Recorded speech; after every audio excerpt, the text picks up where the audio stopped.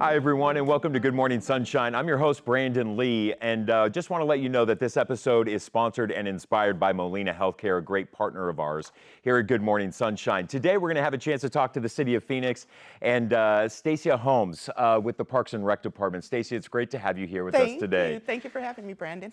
This is a huge passion of ours because I think that there's a connection here with what the Parks and Rec Department is doing in the City of Phoenix, while also uplifting and elevating our community as a whole by providing some really great programs at the centers that exist currently at our parks, and you guys have a ton of them. We do. I mean, just offhand, really quick, how many would you say, out of all the parks, you have these community centers available to the people? So we have 33 community centers within the City of Phoenix Parks and Recreation Department, which is the most of any city in the state of Arizona, and really is probably up in the top 5 in the entire country. That's impressive. And when you're out there kind of walking, do you see these centers actually filled with people and a lot of people taking part in these programs? Absolutely. So definitely since the pandemic, people really want to get out into the centers. They want to take classes. They want to have their children involved in sports leagues. They want to be involved in adults leagues themselves. They want to take dance and karate and art classes and paint and sips and all of that fun stuff that we offer at the community centers for people. I love that you really brought it to connection, because I think that the pandemic is a really great opportunity to talk about how that impacted so many people's mental health, right? Because the opposite of destructive behaviors is connection. And like we even say, the opposite of addiction is connection, right? Yeah. And we just saw the pandemic bring a lot of depression, anxiety, even suicidal ideation through all specters and all populations within our city. All right, so you've got how many, 30, 35? About 35 community About 35. centers, yep. I want to focus on one of them, Desert West, the Desert West Community Center, and to kind of talk about and use that as an example of some of the programming that's even offered there. And one of the programming that they offer is like this PHXteens program. And reading more about it, it's really kind of fascinating, the approach here, because the PHXteen program has teenagers create the programming that provides that programming to other teens. Why do you think that's so important? Well, number one, if anybody has ever had teenagers or dealt with teenagers, you know, if you tell them what to do, they just are not likely to do it, right? And we really do want them to come into our centers and be a holistic part of what's going on. And for anybody, the way to do that is to ask them. You know, the teens know, they know what they want to do. They know when they want to do it. They know where they want to go. And like you said, the motto for PHXteens is by teens, for teens, by teens. So they really are the ones to tell us to come to opportunities and say, hey, can we volunteer over here? Can we, you know, it's Thanksgiving. Can we go and volunteer at one of the local food banks? Can we put together food boxes? The NFL is here. Can we go and volunteer in the park and maybe do a cleanup project or something like that? So they're able to come in, do volunteer projects where they earn points, and then they're able to take those points and go do the fun stuff, like go to Main Event or to one of the water parks, or do a tour of ASU or one of the other local colleges and things like that. I love that. And even at the Desert West, they have this senior center, and it's this programming even for seniors. I mean, there's lunch where they can have it for $2.50 a meal. I mean, that's, to me, you know, for folks who are food insecure, mental health, you know, your physical health, everything, it starts with the gut, right? And so we have to make sure that people do not go hungry in our city. And I think that's a great program. Transportation's offered. They have caseworkers there. And I think that that is vitally important too, to have a caseworker there just to go and kind of, you know, greet the folks who are coming in, asking them, you know, are you food insecure? Are you house insecure? And to be able to have that mental health check on them. But one program that I love, it's the Memory Cafe program. And this is a program that is developed for people with moderate dementia.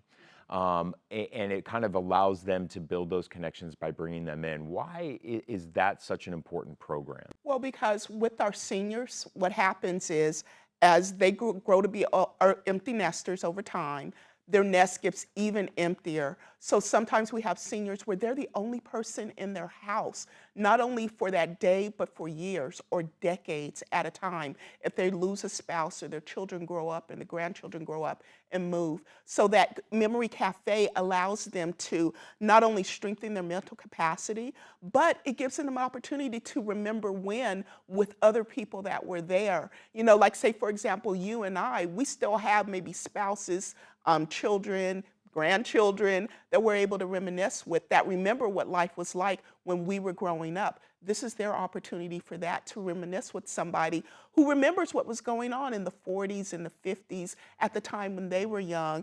And so as they're able to share those memories, other people can chime in, and it will kind of tick their memory to say, oh, wait, I remember this, or I remember that. And that's the way memories go. Like once somebody starts talking about it, then it triggers the memory of somebody else. And so they're able to have that communal shared experience with someone who was young at the same time where they were, where maybe the other people that are around them and their family are not necessarily there anymore. That's a powerful program. It is. That is a powerful program and much needed. So this, just to rattle off a few things that you can find at some of these community centers, and this one in particular at Desert West, they have a full-size gym. It's for all ages. They even have a 300-person theater at this center, which is insane to me. That's awesome. They've got classrooms, a full fitness room, and I love that it's fully accessible to everybody within the community and all ages. But here's what's interesting is you and I were kind of chatting before we hopped on set, was that you guys are in the middle and ready to implement what you all are calling the Parks Master Plan program. And essentially, you're going to be going out asking the public, what do you want from us? How can we better serve you? Because the last time y'all did that was back in 1998. No, 88. Oh, 88. 88, even older. Yes. So tell me why this is important. What are you guys going to be asking the public to do to kind of help partake, to improve, the programming that's there, just the aesthetically what the parks are there? What does this master plan program look like? It is just like what it sounds like. We exist to serve our public. That is the reason why I show up, and while any City of Phoenix person in the Parks and Recreation Department or throughout our entire organization shows up to do what the public wants us to do. The Parks Master Plan program allows us to ask the public to say, what do you want your community park, your community recreation center, your mountain preserve look like for the next 20 years? It starts kind of this year, next year, but it's going to take us to almost 2050 to say, these are the parks that we want to see. These are the areas that are developing right now. What parks are we going to put there? What community centers are we going to put there? With our mountain preserves, which is a very passionate community, to say, do we have enough trails? Maybe we have enough now, but will we have enough in 2040? Yeah, when our population continues to grow. Yeah, will we have enough then? Or maybe to say, you know what? This particular mountain, we actually do need to preserve it. So maybe we don't put more trails here and keep it more natural like it was intended to be. Cultural facilities throughout the City of Phoenix and throughout the Parks Department. Maybe we need more museums, or maybe we need more of an art focus or more of a sport focus as we continue to grow, not only as a city, but a community as well. Can I just give you a suggestion now that I'm thinking about it? How Yes. about pickleball courts? Oh gosh, pickleball, yes, yes. I say yes. We have can we get pickleball more courts. pickleball courts? Yes, we have more going in and more designs. Because you know where where you can find me, Stacia? Over at the Herberger Park. Oh yeah. Off Indian School. Yeah. Stacia, there's only 4 courts there, and there's a lot of folks trying to get on them pickleball courts. Can we convert some of those tennis courts into pickleball courts? I don't know about that. I'm not gonna promise that. But what I can tell you is go over to Solano Park. Okay. We just converted our tennis courts over there to pickleball. They've only been open a couple of months. How they look busy are they? pristine. How busy are they? Not really that busy. Oh, really? Because Brandon, people don't know about it yet. You and I need to talk, and I will tell you the ones that are busy when they're busy and when they're not busy. Yeah, Yes, go over to Solano Park. I'm going to get some inside information. They're brand new. They're hardly used. They have that new pickleball smell still. I'm all about that. I'm all about that. You know what, Stacia? You can't teach passion, and I love your passion. Thank you. I do. I love your passion for the parks in our community, and we need people like you, so thank you. Thank you for what you do. Really, truly, thank you. You're doing a huge service to our community.